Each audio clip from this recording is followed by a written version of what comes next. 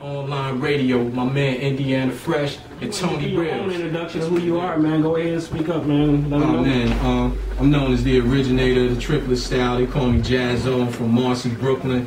You know, to myself, of course, known as Brooklyn Best, and a lot of others also. You know, what can I say? I've been rhyming since dinosaurs roamed the earth. You know, I still do it like I'm 17. And, you know, I don't like to toot my own horn, but beat, and if I don't do it, who gonna do it?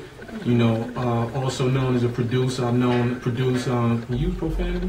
Man, please say that shit. Okay. Hey, I just gotta make sure, you know. Yeah, please do.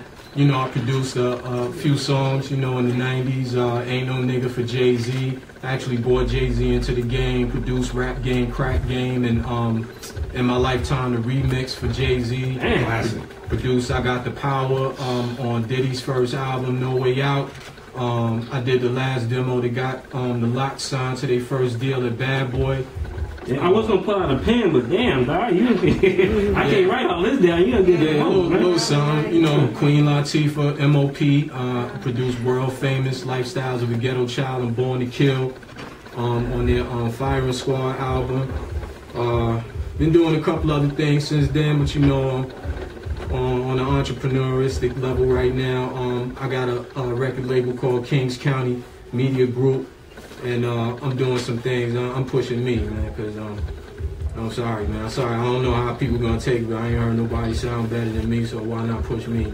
You know, I still got a couple of jump shots, you know, a couple of dunks left, you know what I'm saying? So, you know, I'm gonna let it fly. As you should, man, as you should. Yeah. So, man, let's just jump right into it, man. You was talking to Tony Grills, and of course, everybody know you, man. I just, you know, I'm being kind of humble, man. Everybody know who you are, bro, as far as that, and we all respect you in the business. And I basically even tell cats, like, you know, if you don't know who Jaz O is, man, he's the reason why it's even a Jay-Z. Yeah. You know, you go back to the videos from Hawaiian Sophie, Original Flavor, all that original concept, man, and it's just, you know, like a lot of these young cats, they don't really be knowing the history of rap. Like, I was kicking it with a cat down here, and he didn't know who Ghetto Mafia was from down here. Them boys is like straight G's from down here. Yeah, that's crazy. You know, so I always look at it like some of these cats, they do it as a hobby and just get into it and stuff, man. I'm born and raised, I love hip hop, man. First I tell you, it's a lot of music out that I really don't like. I might like the beat, but it's like, yo, you're not talking about nothing. It's only but so many bottles you can pop and so many rims you can ride around with. Right. You know, and it's like the longevity is the music. Exactly. You know what I'm saying? And you know, like even with that, like we were talking about the Ain't No Nigga, man. I was like, that was the joint that really took Jay to another level. Basically. You know, because he was still rhyming fast, and then, you know, it was like a different vibe. But when he came with that, it was just like, whoa. Right. You know, so how did that feel to be part of that? That's a classic album, man. You being the producer, I mean, how did the concept even come across that track for his first single? Well, to be totally honest, he came up with the concept. His dilemma was he couldn't find anybody to really put it together the way he heard it. You know, he had gone to two other well-known producers, and you know, I don't want to put them on blast like that, you know, because I don't know how they're gonna take it. You know what I'm saying? But basically, you know, he went to them. Which, you know, I thought he was going to come to me first. Man, I'm right there, I'm accessible, you know, and it was even personal. It was like, I'll do it, you know, and he knew I had the ability to pull it off, you know, but he went to others, and I was like, oh, it's cool, you know, but they had already, you know, confided in me, like, yeah, he came to us first, right. You know what I'm saying, but he came to me after that, and, you know, with the, you know, I know if anybody could do it, you can do it, and I was like, yeah, all right, you don't even know, I already got the scoop, you know what I'm saying, weeks ago, but, you know, I pulled it off.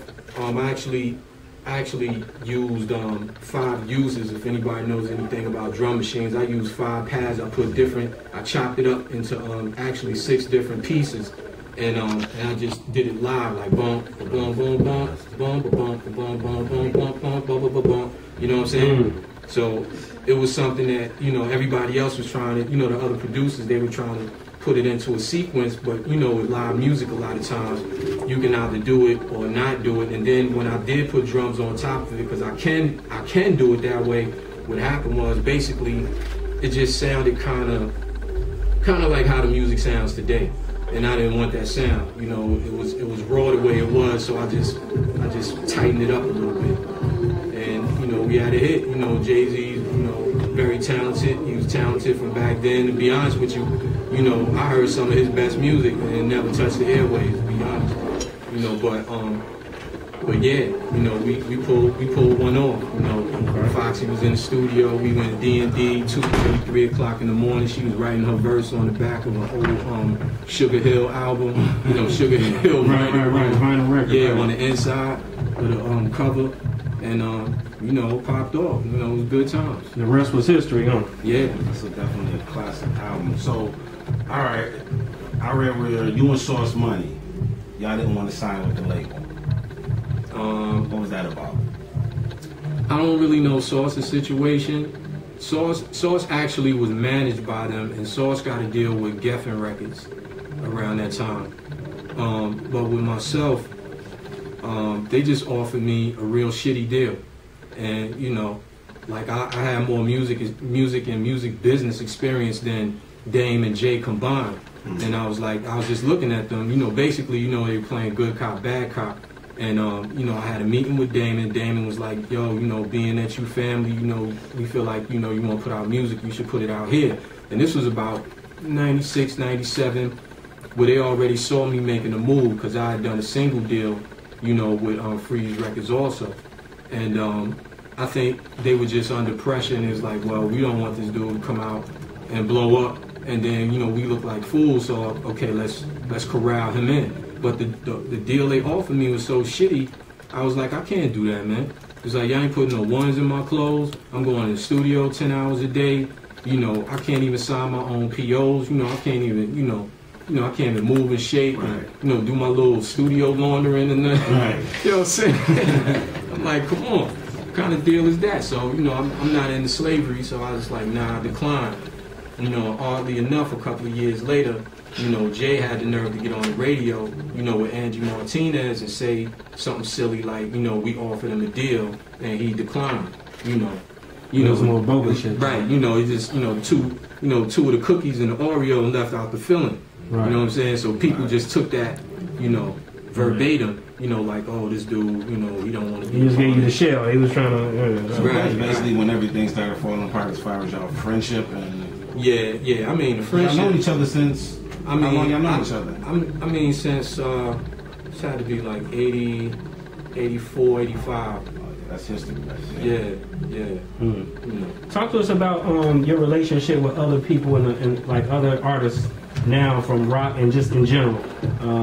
How are you getting along with other artists signed or unsigned out here? I see you doing records with Game and different right. artists. Right. That's from respect.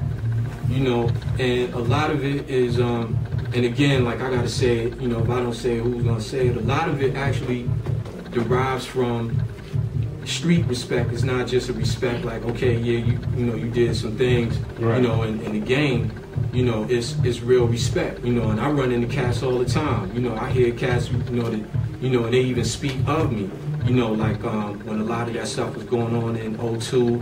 You know, Lil Wayne and shouted me out and talked about like, yo, you heard what Jaz O said about Bleak and, you know, stuff like that, you know, and I run into cats like Bun B, ran into Bun in New York, you know, every time Game come to New York, get on the radio, shouts me out, you know, and these are guys that I don't really have like a long-standing relationship with. We just know of each other, you know what I'm saying, and it's just a mutual respect, you know, and it's beautiful.